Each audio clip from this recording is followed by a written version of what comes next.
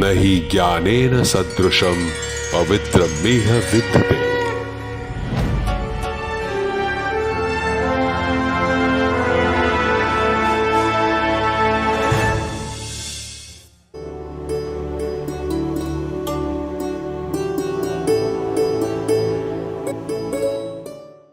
નમસ્કાર, hello all my dear students, મારા વાલા વિદ્યાર્થી મિત્રો. Noble teacher global mentor IITE એટલે કે Indian institute of teacher education, ભારતીય શિક્ષક પ્રશિક્ષણ સંસ્થાનની આ એક નવી મુહિમ છે કે જેના દ્વારા IIT ખાતે ઉપલબ્ધ તમામ અભ્યાસક્રમો, તમામ courses, available facilities, infrastructure, activities, આ તમામ માહિતી અમે આપને આ વેબકાસ્ટિંગના માધ્યમ દ્વારા આપીએ છીએ. નોબેલ ટીચર ગ્લોબલ મેન્ટરના આ એપિસોડમાં જે હાઈએસ્ટ એકેડેમિક ડિગ્રી કહેવાય and that is doctoral degree, that is PhD. તો IIT ખાતે PhD એની કેટલી ઓપોર્ચ્યુનિટીઝ છે, PhD કયા એરિયાઝમાં થાય છે, PhDની એલિજિબિલિટી ક્રાઇટેરિયા શું છે, એડમિશન પ્રોસિજર શું છે, આ બધી બાબતો વિશે અમે આપને આજે માહિતી આપવા માટે અત્રે આવ્યા છીએ. પેલું કહેવાયું છે ને કે education, the real education is two convert mirrors into Windows. મતલબ કે તમે મિરર્સમાં ખાલી પોતાને જ જોયા કરો એની બદલે તમને એજ્યુકેશન એક વિન્ડો ખોલી આપે છે, જેથી તમે સમગ્ર દુનિયા, એની ડાયવર્સિટી, એની મલ્ટી ડિસિપ્લિનરી આસ્પેક્ટ્સ, આ તમામ બાબતો સમજી શકો છો. એટલે ડોક્ટરલ રિસર્ચનું મહત્ત્વ પણ એ જ છે. તો એ ડોક્ટરલ રિસર્ચ કરવા માટે જ્યારે ઘણા બધા વિદ્યાર્થીઓ IIT ખાતે આવવા માટે બેતાબ છે, ત્યારે એની તમામ માહિતી આપવા માટે મારી સાથે સંપૂર્ણ પેનલ છે. અને એમાં PhD વિભાગના હેડ પ્રોફેસર પ્રેરણા શેલત મેડમ છે, એમનું સ્વાગત છે. આ ઉપરાંત પ્રોફેસર વિરલ જાદવ મેડમ છે અને ડૉક્ટર સુધીરભાઈ ટંડેલ છે. આ તમામ મિત્રો સાથે મળી અને આપને PhDની સંપૂર્ણ માહિતી આપવા માટે અમે આવ્યા છીએ. અને આપના લગભગ મોટાભાગના પ્રશ્નોનો અહીંથી તમને જવાબ મળી જશે. અને બાકી IITની વેબસાઇટ છે www.iit.ac.in, એના પર પણ જઈને તમે ઘણી બધી માહિતી મેળવો જ છો અને મેળવશો ફર્ધર.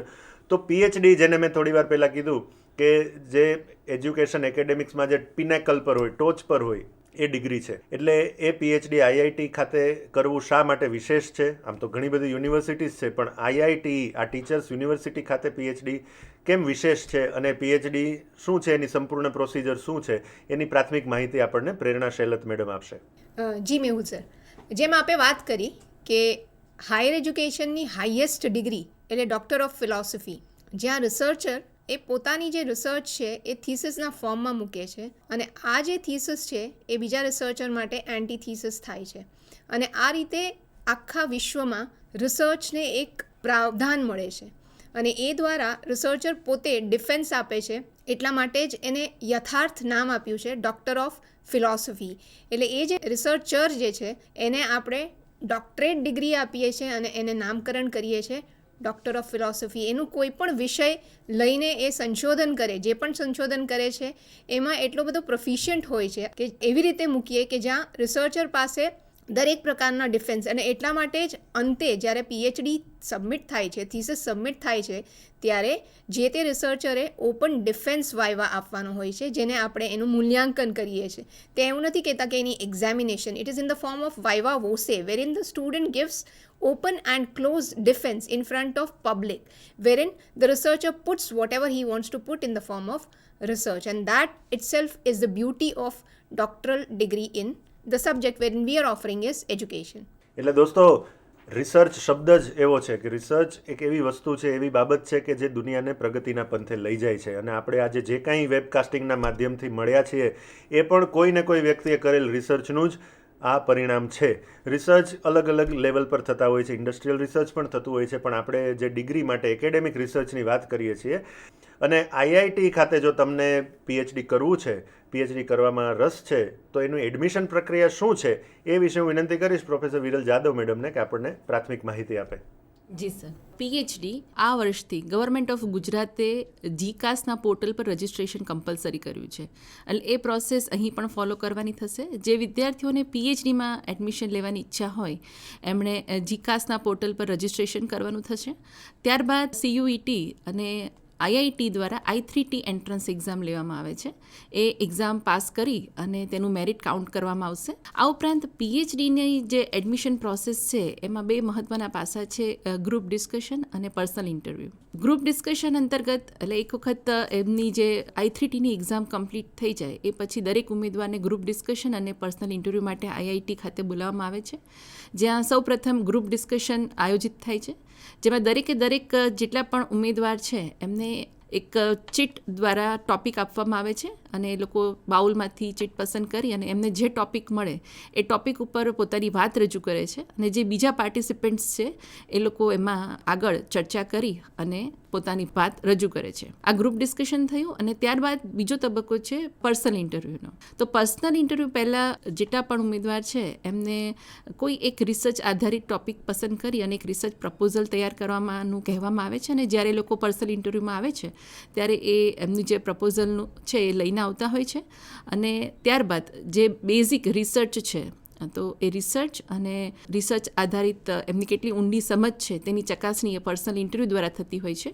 આ ગ્રુપ ડિસ્કશન અને પર્સનલ ઇન્ટરવ્યૂની આખી પ્રક્રિયા ખૂબ જ ટ્રાન્સપરન્ટ રીતે હાથ ધરવામાં આવે છે અને અંતે 70% વેઇટેજ જે છે એ એન્ટ્રન્સ એક્ઝામને અને 30% વેઇટેજ જે છે એ ગ્રુપ ડિસ્કશન અને પર્સનલ ઇન્ટરવ્યૂ આપવામાં આવે છે. એટલે મેરિટ એના બેઝ ઉપર જ તૈયાર થાય છે અને ત્યારબાદ આખી જે આ એડમિશન પ્રોસેસ છે એને હાથ ધરવામાં આવે છે અને આ સમગ્ર પ્રક્રિયામાં ભાગ લેવા માટે મિનિમમ એલિજિબિલિટી જોઈએ તો પોસ્ટ ગ્રેજ્યુએટ લેવલ ઉપર 55% માર્ક્સ આવશ્યક છે, જેમાં SC, ST, OBC અને EWSને 5%નું રિલેક્સેશન આપવામાં આવે છે. તો મિત્રો, બહુ જ પ્રાથમિક પણ બહુ સરસ આપણને માહિતી મળી કે તમારે એન્ટ્રન્સ ટેસ્ટ તો આપવાની જ છે, પણ આઈઆઈટીની જે એન્ટ્રન્સ ટેસ્ટ છે જેનું નામ પણ હવે તમે સાંભળીને પાકું કરી લીધું હશે, દેટ ઇઝ I3T. તો એ એક્ઝામ થ્રુ જ તમે PhDમાં આવો છો. એકવાર એક્ઝામ આપી દીધી પછી GDPI પણ તમારે ફેસ કરવાના છે and these are various stages where IIT selects appropriate PhD research scholars. તો આ માહિતી આપણને મળી. હવે પ્રશ્ન એ થાય કે PhD કરવા માટે એલિજિબિલિટી શું છે, કેટલા પર્સન્ટેજ? આમ તો આપણને થોડી વાત મેડમે કરી, પણ તેમ છતાં એલિજિબિલિટી ક્રાઇટેરિયા વિશે વિશેષ વાત પ્રોફેસર પ્રેરણા શૈલત મેડમ આપણને કરશે. હા, એટલે જેમ વિરલબેને વાત કરી કે એન્ટ્રન્સ એક્ઝામ આપવી કમ્પલસરી છે, એટલે કોઈ પણ વિદ્યાર્થીઓ હોય એણે જો PhD IITમાં આવીને કરવું હોય તો એ વિદ્યાર્થી માટે એન્ટ્રન્સ એક્ઝામમાં અપિયર થવું કમ્પલસરી છે. એક વસ્તુ ઉમેરી દઈશ અહીંયા કે 2 વિકલ્પ આપ્યા વિરલબેને. આપને જેમ જણાવ્યું કે CUETની એક્ઝામ પણ આપ આપી શકો છો જે એન્ટ્રન્સ સેન્ટ્રલ લેવલ પર થાય છે, અને સંસ્થા IIT દ્વારા I3Tની જે એક્ઝામ છે એમાં પણ અપિયર થઈ શકો.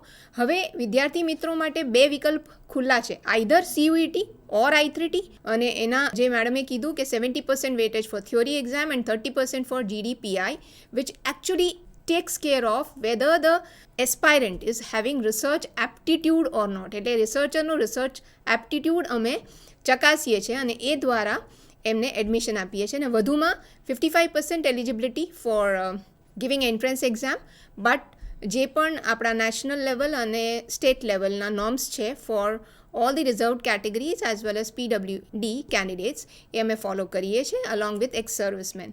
અપાર્ટ ફ્રોમ દેટ MEd હોવું કમ્પલસરી છે. ન હોય તો MA એજ્યુકેશન કરેલા જે પણ વિદ્યાર્થીઓ હોય દે ઓલ આર, એ બધા જ વિદ્યાર્થીઓ એન્ટ્રન્સ આપવા માટે એલિજિબલ છે. અને એન્ટ્રન્સ એક્ઝામ જે થાય છે એના ઉપર મેરિટ લિસ્ટ પ્રિપેર થાય છે, દેન આફ્ટર GD અને PI થાય છે, એના પછી શોર્ટ લિસ્ટેડ કેન્ડિડેટને એડમિશન અપાય છે. એટલે આ આખો પ્રોસેસ છે જેના દ્વારા આપણે PhD એટ IIT એડમિશન કરીએ છીએ.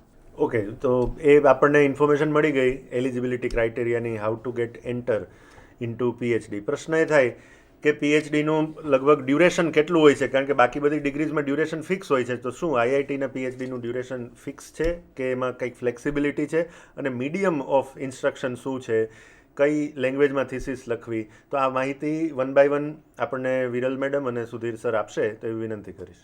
ડ્યુરેશનની વાત કરીએ તો IITમાં PhD 2 મોડમાં થાય છે, ફૂલ ટાઈમ અને પાર્ટ ટાઈમ. તો જે research scholar as a full time PhD join કરે છે એમના માટે 3 years એ મિનિમમ ડ્યુરેશન છે અને મેક્સિમમ 6 yearsની અંદર એમણે એમનું PhD કમ્પ્લીટ કરવાનું થાય. એ જ રીતે જે લોકો પાર્ટ ટાઈમ કરે છે, એટલે એવા લોકો કે જે કોઈ જગ્યાએ સર્વિસ કરે છે અને રેગ્યુલર આવી શકે તેમ નથી, તો they can join part time PhD અને એના માટેનું મિનિમમ ડ્યુરેશન એ 4 year એટલે કે 8 semester છે અને મેક્સિમમ ડ્યુરેશન એ 6 year છે. એટલે કોઈ પણ કેન્ડિડેટ આઈધર ફૂલ ટાઈમ ઓર પાર્ટ ટાઈમ જો મેક્સિમમ ડ્યુરેશન 6 યર્સ એમાં એમનું આખું કમ્પ્લીટ વર્ક નથી કરી શકતા તો ત્યાર પછી આગળ એક્સટેન્શનની કોઈ જોગવાઈ નથી, રી રજિસ્ટ્રેશનમાં જવું આવશ્યક બને છે. એટલે એના સ્ટિપ્યુલેટેડ ટાઈમ પીરિયડમાં કામ કરી લેવું અને પીએચડીને કોઈ સેકન્ડરી કે ઓક્ઝિલરી ડિગ્રી તરીકે ન માને મિત્રો. જેને પીએચડી કરવું છે બહુ સિરિયસલી પોતે આ ડિગ્રી પરસ્યુ કરે તો વધારે સારું થશે. તો મીડિયમ ઓફ ઇન્સ્ટ્રક્શન વિશે પણ આપણને ડૉક્ટર ટંડેલ માહિતી આપે એવી વિનંતી કરીશ. Thank you sir. Medium of instruction જે છે અમારે ત્યાં 6 મહિનાનો કોર્સવર્કનો પ્રોગ્રામ હોય છે. એટલે દરેક વિદ્યાર્થી જે પીએચડીમાં એનરોલ થાય છે એમણે 6 મહિનામાં એક પોતાનો કોર્સવર્ક પૂરો કરવાનો હોય છે. એટલે એ કોર્સવર્ક પૂરો કરવા માટેનું મીડિયમ ઓફ ઇન્સ્ટ્રક્શન જે છે એ અંગ્રેજી છે. બીજી હું વાત કરું તો I3Tના સંદર્ભમાં જે એડમિશનની પ્રક્રિયા છે એમાં જે 70% વેઇટેજ જે I3T એક્ઝામને છે એનું જે સ્ટ્રક્ચર જે છે એમાં રિસર્ચ મેથોડોલોજી કોર્સ જે છે એના 30 ગુણ હોય છે, 30 પ્રશ્નો હોય છે. એજ્યુકેશનલ સાયકોલોજી, એજ્યુકેશનલ ફિલોસોફી અને એજ્યુકેશનલ સોશિયોલોજી એના 15 એમ 45 ગુણ હોય છે.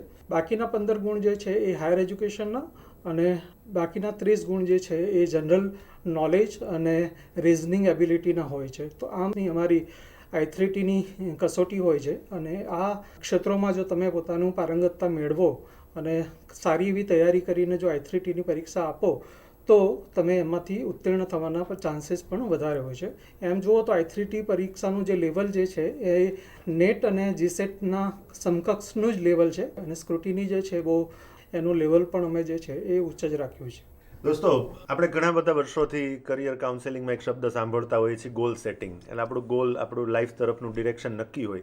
પણ એવો જ બીજો શબ્દ છેલ્લા થોડાક વર્ષમાં 21st સેન્ચુરી જનરેશન છે યુઝ કરતી હોય છે, દેટ ઇઝ કોલ્ડ પ્લાન્ડ હેપેન્સ્ટન્સ. એટલે કે ઘણીવાર અનપ્લાન્ડ, તમારું ગોલ નક્કી નથી તો તમે વધુ સારી જગ્યા પર પહોંચી શકો છો. આ પણ એક થિયરી છે કે તમને ખબર નથી મારે ક્યાં જવું તો તમારા માટે બધા ઓપ્શન ખુલ્લા છે એટલે ઘણીવાર તમે વધારે સારી જગ્યાએ પહોંચો છો. એને કહેવાય પ્લાન્ડ હેપેન્સ્ટન્સ. આજે ઘણા બધા સફળ લોકો એવું કીધું છે કે અમને ખબર જ નહોતી કે અમારે આ બનવું છે અને અત્યારે આ બની ગયા છે. તો પ્રશ્ન એ થાય કે જેને પીએચડી કરવું છે તો એમાંથી બહુ જ ઓછા સ્ટુડન્ટ્સ એવા હોય છે કે જેને ખબર છે કે મારે આ બાબત પર જ રિસર્ચ કરવું છે.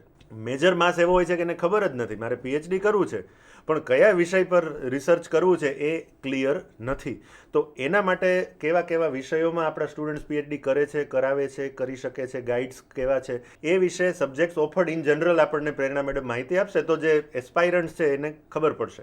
એટલે મેહુલ સર, જો અત્યારે એઝ ઓફ નાઉ આજની તારીખે વાત કરીએ તો આઈઆઈટીમાં જે પીએચડી આપીએ છીએ એ પીએચડી એજ્યુકેશન વિષયમાં વિદ્યાર્થી કરી શકે એવું છે. પરંતુ જો ગાઈડની વાત કરીએ તો આપણી પાસે બહોળા માસમાં ગાઈડ અવેલેબલ છે. અને ફરી એક વાત કહી દઉં કે જે પીએચડી અત્યારે હાલની તારીખે ઓફર કરી રહ્યા છે આઈઆઈટીમાં એ પીએચડી ઇન એજ્યુકેશન ઓફર કરી રહ્યા છે. પણ જે આ ગાઈડ્સ છે એ લોકોના વિષય નિષ્ણાંતની વાત કરું તો એ લોકો વિવિધ વિષયોમાં નિષ્ણાંત છે. જેમ કે અમુક જે ગાઈડ્સ છે એ ફિઝિક્સ સાથે નિષ્ણાંત છે, અમુક જે ગાઈડ છે એ કેમેસ્ટ્રી સાથે નિષ્ણાંત છે, અમુક જે ગાઈડ્સ છે એ મેથેમેટિક્સ સાથે નિષ્ણાંત છે, અમુક ગાઈડ્સ જે છે એ life sciences, microbiology and so on and so fourth.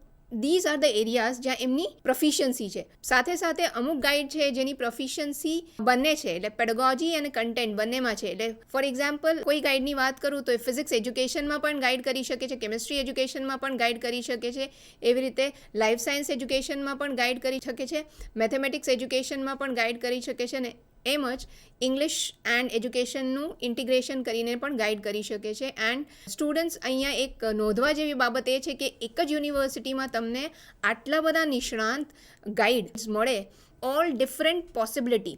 જેમ આગળ વાત કરું તો અમુક ગાઈડ્સ એવા હશે જે પોલિસી રિસર્ચિસ કરાવે છે, અમુક ગાઈડ્સ એવા હશે જે એક્સપેરિમેન્ટલ રિસર્ચના નિષ્ણાંત છે, અમુક ગાઈડ્સ એવા છે જે survey research, causal comparative research, historical research.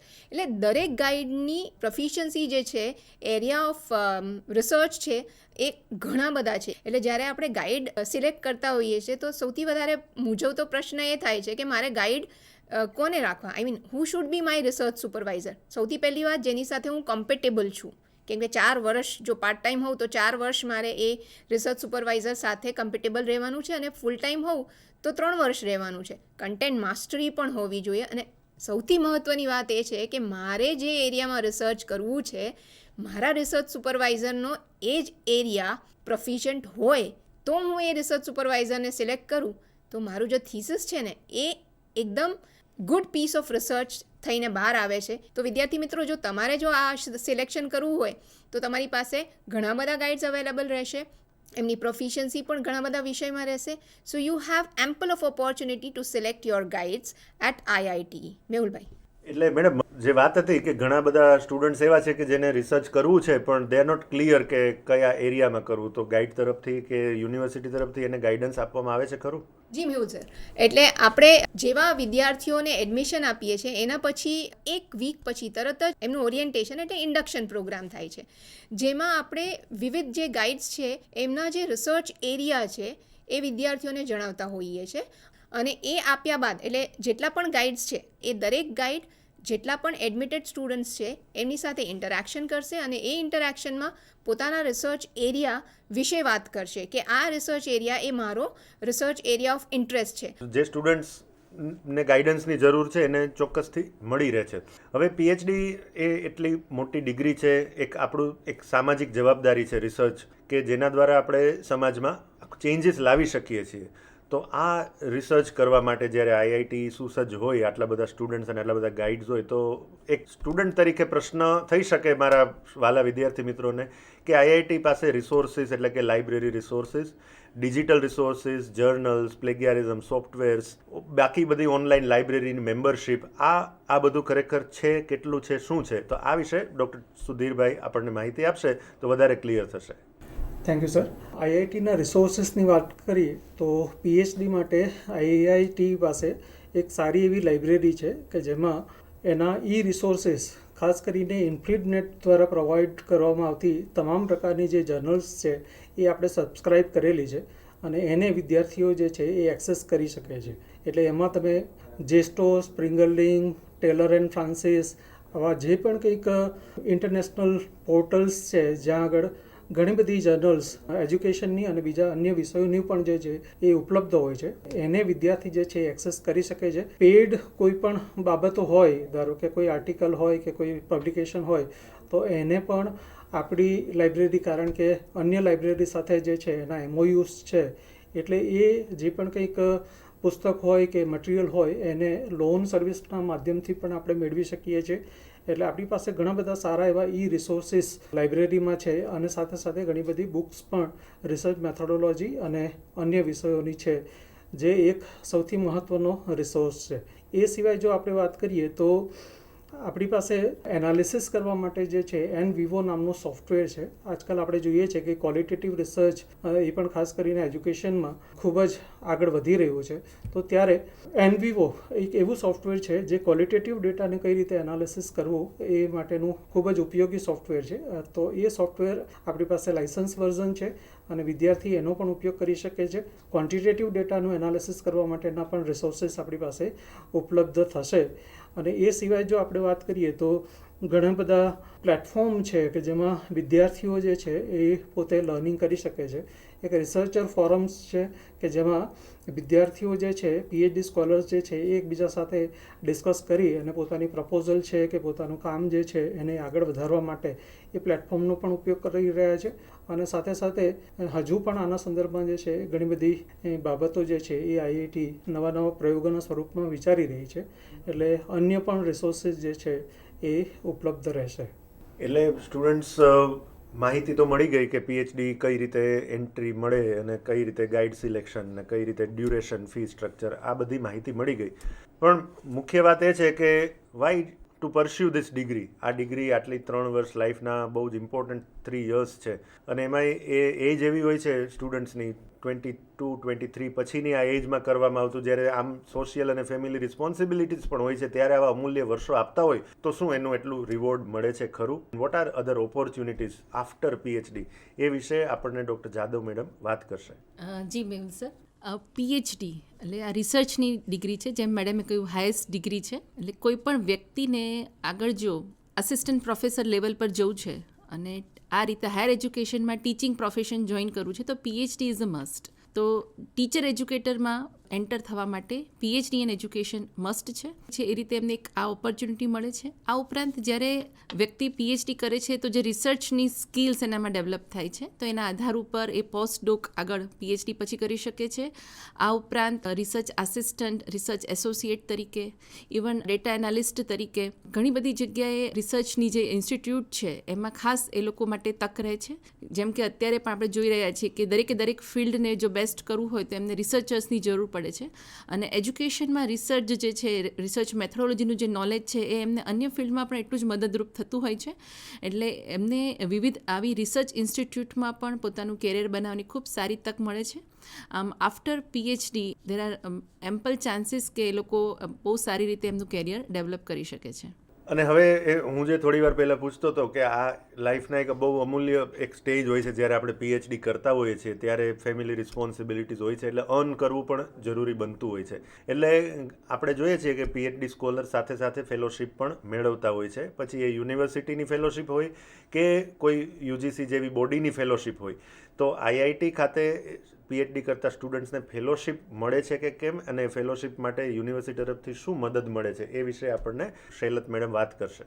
જી, જો વાત કરું તો યુજીસી દ્વારા જુનિયર રિસર્ચ ફેલોશિપ મળે છે અને જે 2 વર્ષના અંતે સિનિયર રિસર્ચ ફેલોશિપમાં પણ કન્વર્ટ થાય છે. એના માટે જે તે એસ્પાયરન્ટ હોય એણે યુજીસી નેટ જેઆરએફ ક્લિયર કરેલી હોવી જરૂરી છે.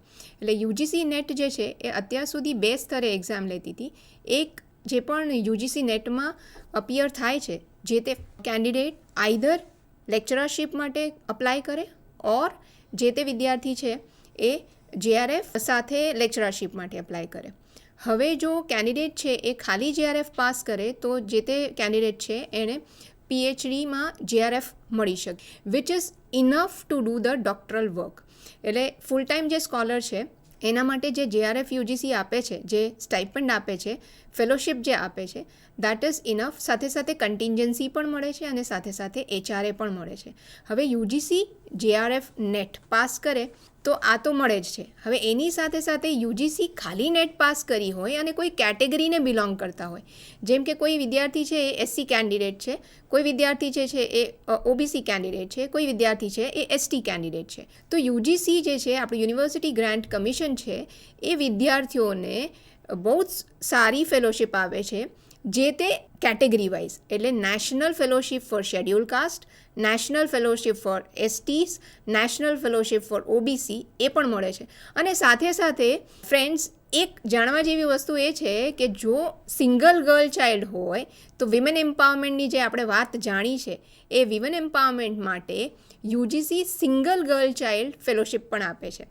સાવિત્રીબાઈ ફૂલે ફેલોશિપ છે એને સિંગલ ગર્લ ચાઇલ્ડ ફેલોશિપ મળે છે. સિંગલ ગર્લ ચાઇલ્ડ હોય તો જે તે વિદ્યાર્થી છે, જે તે એસ્પાયરન્ટ છે, એણે યુજીસીને પોતાનું જે પણ સિંગલ ગર્લ ચાઇલ્ડ છે અને એમની રિક્વાયરમેન્ટ છે, પ્રપોઝલ, એ બધું જો સેન્ડ કરે છે તો એમની સ્ક્રુટિની થાય અને એ સ્ક્રુટિની બાદ જે તે વિદ્યાર્થીની જો સિંગલ ગર્લ ચાઇલ્ડ હોય તો એને સાવિત્રીબાઈ ફૂલે સિંગલ ગર્લ ચાઇલ્ડ ફેલોશિપ મળે છે. અને દરેક ફેલોશિપ એનએફએસસી હોય કે એનએફએસટી હોય કે એનએફઓબીસી હોય કે યુજીસી નેટ જેઆરએફ હોય અથવા સિંગલ ગર્લ ચાઇલ્ડ ફેલોશિપ હોય, દરેકની જે અમાઉન્ટ છે દેટ અમાઉન્ટ રિમેન્સ સેમ.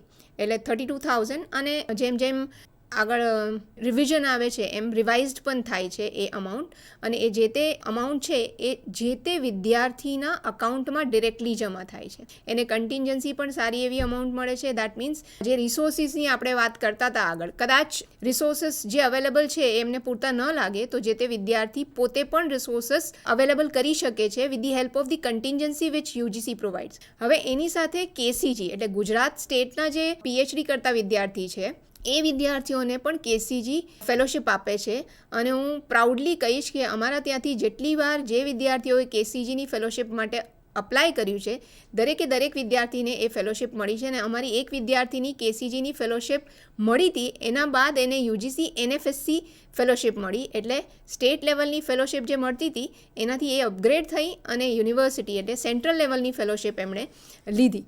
આ છે બીજો એક વિદ્યાર્થીની છે જેણે કેસીજીની ફેલોશિપ લઈ અને આખું પીએચડી સબમિટ કર્યું. એટલે આવા તો અનેકે અનેક કિસ્સા છે. એની સાથે સાથે આઈઆઈટીમાં સેન્ટર ઓફ રિસર્ચ એવું એક સેન્ટર છે. એટલે જે તે વિદ્યાર્થી અમારા 5 થર્સ્ટ એરિયાઝ છે એ થર્સ્ટ એરિયામાં જો પીએચડી કરે તો એમને, અને બીજી એક કન્ડિશન એ છે કે જ્યારે વિદ્યાર્થી એપ્લિકેશન કરે છે એડમિશન લેવા માટે, એ વખતે જે તે વિદ્યાર્થી પાસે નેટ સેટની અવોર્ડ લેટર હોય તો એ જે તે વિદ્યાર્થીને આ ફેલોશિપ માટે એલિજિબલ થાય છે. એના પછી અમારી જે આખી પ્રોસેસ છે એ પ્રોસેસ તો એને સંપૂર્ણ રીતે ફોલો કરવાની જ છે, જે એલિજિબિલિટી ક્રાઇટેરિયા છે એ બી ફોલો કરવાના છે, અને પછી એ એલિજિબલ થાય છે for the fellowship at centre of research. એટલે આ રીતે સર ઘણી બધી ફેલોશિપ વિદ્યાર્થીને મળી શકે છે અને લાર્જ અમાઉન્ટ ઓફ ફંડ પીએ લઈ શકે છે. It means where there is a will there is a way. તમને ઈચ્છા છે કે મારે પીએચડી કરવું છે તો બધા રસ્તા એના માટે ખુલતા જશે, અને તમને ફાઇનાન્શિયલ આસિસ્ટન્સ પણ આવી અલગ અલગ ફેલોશિપ સ્કીમ દ્વારા તમને મળે છે. JRF હોય કે ગુજરાત સરકાર કે ભારત સરકાર, બંને પાસે પ્રોવિઝન છે કે તમને પીએચડી કરતાં તમને ફેલોશિપ મળે, પછી એ શોધ ફેલોશિપ હોય કે CG હોય કે બીજી અલગ અલગ સ્કીમ્સ હોય. મતલબ કે there are lot of opportunities. આ ઉપરાંત પીએચડી સ્ટુડન્ટ IIT ખાતે જો તમે આવો છો, પીએચડી કરો છો, તો તમારા માટે સ્ટાર્ટઅપ એટલે કે SSIP, ગુજરાત સરકારની જે student startup and innovation policy છે, એની ગ્રાન્ટ પણ અવેલેબલ છે. જો તમારો કોઈ પીએચડીનો સબ્જેક્ટ અથવા તમારું રિસર્ચ જો કોઈ એવું હોય સ્ટાર્ટઅપ રિલેટેડ હોય, કોઈ સામાજિક પ્રદાન કરી શકે એવું હોય, તો તમને એ ગ્રાન્ટ પણ મળે છે. એટલે તમને આપણી ગુજરાત સરકાર હોય કે કેન્દ્ર સરકાર હોય, એની અલગ અલગ સ્કીમ્સ તમારા બધા માટે ઉપલબ્ધ જ છે, પણ તમારે એ ખેડવું પડે, તમારે સમજવું પડે, તમારે અપ્લાય કરવું પડે. તો આજની આ ડિસ્કશનમાં વી બિલીવ કે તમને IIT ખાતે ડોક્ટરલ ડિગ્રી મેળવવા માટેની સફિશિયન્ટ ઇન્ફોર્મેશન અમે આપી શક્યા છું. અને હજુ પણ મૂંઝવતા પ્રશ્નો હોય તો તમે અમારી વેબસાઇટ પર રિફર કરી શકો છો, IIT ખાતે રૂબરૂ મુલાકાત પણ કરી શકો છો. પણ આજે આપણા આ નોબેલ ટીચર ગ્લોબલ મેન્ટર આ એપિસોડમાં ડોક્ટરલ ડિગ્રી વિશે અમે માહિતી આપવાનો પ્રયાસ કર્યો, અને મારી સાથે જે મિત્રો જોડાયા, પ્રોફેસર પ્રેરણા શેલત મેડમ, વિરલ જાદવ મેડમ અને સુધીરભાઈ ટંડેલ સાહેબ, તો એમનો આભાર માની અને આ એપિસોડ પૂરો કરીએ. મિત્રો, ફરી મળીશું આવા જ કોઈ એપિસોડમાં નવી માહિતી સાથે. ત્યાં સુધી સૌને નમસ્કાર. Thank you very much.